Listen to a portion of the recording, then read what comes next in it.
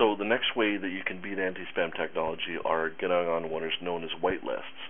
Whitelists are essentially the opposite of blacklists, where only the emails that are on a whitelist are delivered to the inbox, and the rest of the emails that are coming through get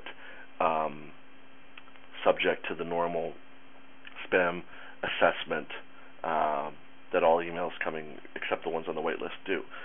So now whitelists, they can exist.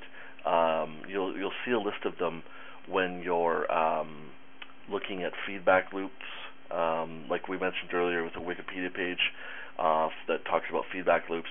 There's a big list of the different email providers that are out there and their feedback loops.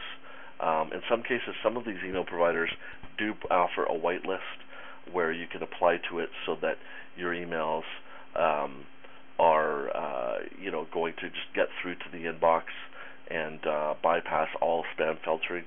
Now, in some cases, what in order for you to get approved for this sort of thing, what the email provider they may require you to have a reputation built up, where you have a reputation of sending out engaging emails to your audience that are getting read, that are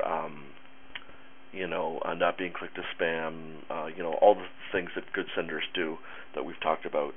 And if you've got a reputation for that, then they will add you to their list.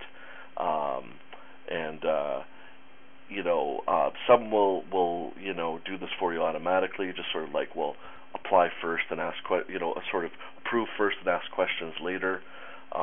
Some may require you to have a background with them, but it's always worth applying to these. If you get accepted, great.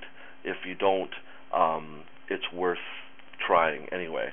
One of the biggest value adds, if not the biggest value add, of working with an email service provider like Constant Contact, for instance, or MailChimp, is that they have these relationships. In some cases, they're specially designed where only email service providers such as them get it because of the way of their stringent practices. And so what that means is that if you're sending campaigns through these companies like that who have solid whitelist relationships, no matter what your email's content is, the wording, you could use all kinds of commercial wording, and it doesn't matter because any email sent from them, from that email provider to that email, like say it's Hotmail. Hotmail may have all of Constant Contact's IPs whitelisted, and so it just basically guarantees that a high percentage of your emails from all providers will get through. So that's essentially why you pay a big chunk of change to work with email service providers, is because they have those whitelist relationships with these providers and can say to you confidently, yes, 90% plus of your emails will go through because here's our big list of major email providers that we work with where we have these relationships with. Now, again, we'll revisit what we talked about earlier with email reputation, simply because it's so important today in understanding this and how it works and what it means for deliverability and spam filtering.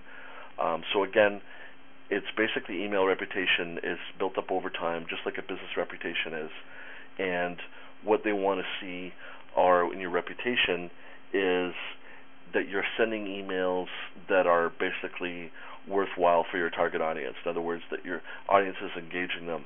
Spammers are typically are the complete opposite, where they get very, very little retention or rather engagement from their audience, and so they compensate for that by selling generic products, but sending them in the multi-millions out.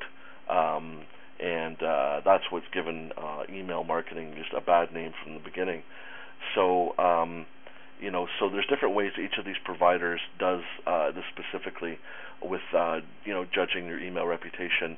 But it will be some measure in general it'll be some measure of the ratio of the number of users that are engaging your emails versus the number that aren't.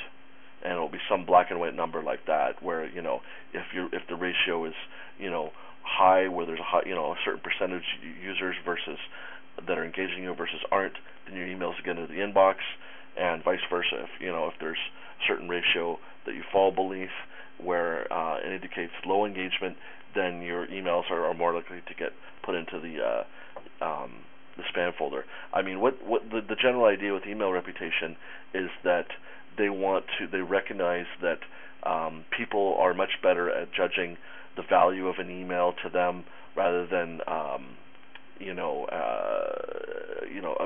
like software or technology. Judging an email by its keywords has never been a foolproof way of getting emails through, because spammers are often trying to fool these systems in using words that will get their spam emails put into inbox, and and still you do have to look through your spam filter, as you know, regularly, because sometimes legitimate emails that you're expecting will get put in there. So what these email providers are just trying to do is put in the inbox the emails that people want to see, and filter out everything else that they don't want to see. That's in general what they're trying to do. So as I said, reputation is earned by having a low ratio of spam complaints and other indications of non-engagement to the number of emails that are engaged, if they're opened, if they're clicked, if they're forwarded, if they're replied to, all these little things that can indicate engagement. Again, the higher the reputation you have with your email, the higher the deliverability will be, and the lower reputation, the lower the deliverability. Now, specifically talking about Microsoft, their reputation management service is called their Sender ID program, and the reason I'm going to mention and talk about it in detail here is just because Microsoft is such a leader and dominant force in the PC market with their software. I mean, their Sender ID program looks at engagement through Microsoft Outlook or Outlook Express, and users that are using Microsoft Exchange Server, and then anyone's using their free email accounts such as Hotmail.com or Live.com or MSN.com. So millions and millions of people are using Outlook Express in an Exchange environment, or there's also millions and millions of people that are using these free email accounts. So this is very important feedback, not only for just in terms of Microsoft and the ability to deliver to Microsoft emails, but in the whole grand scheme of things. I'm sure that Microsoft's Sender ID program has a big impact on how Sender Score comes up with your Sender Score rating. So, again, Microsoft, they will use a feedback loop, just like all of these major email providers do, where, if you get flagged as spam, that goes up and gets chalked up against your reputation, and just like any other form or indication by a user that they're not engaging your email, if they don't open it, if they don't click it, etc.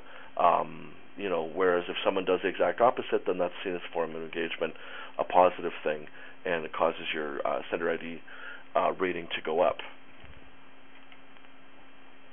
So, a reputation, your email reputation is built up over time. It's not a matter of days, but it's done over weeks and months.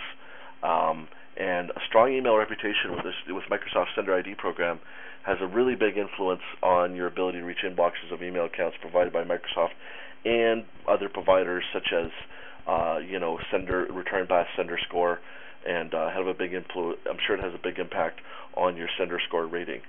And the other thing too is that when you have a strong reputation with Sender ID or any of these email providers, it allows you to use more commercial sounding words and not worry about getting blocked. I mean, if this is still being used by Microsoft as a factor in judging whether an email is spam or not, that if you've got a very high Sender ID rating, and your emails are just getting into the inbox more because of that, it kind of frees you up to use more of those commercial sounding words because Microsoft has been finding that people have been engaging your emails, and so they want to put them in the inboxes.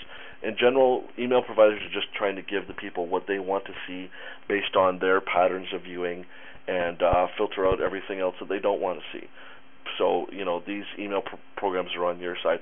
And the great thing about this is that it means that, a targeted audience is a targeted audience, regardless if it's opt-in or if it's a acquired list. And, as long as you're engaging your audience, that's all that really counts. And that's fair. That's all it really should be.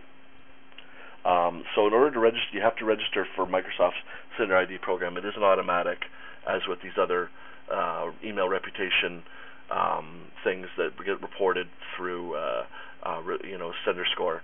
So you have to have an SPF record in place, which we talked about earlier. And here's the link where you can apply for Microsoft's Sender ID program.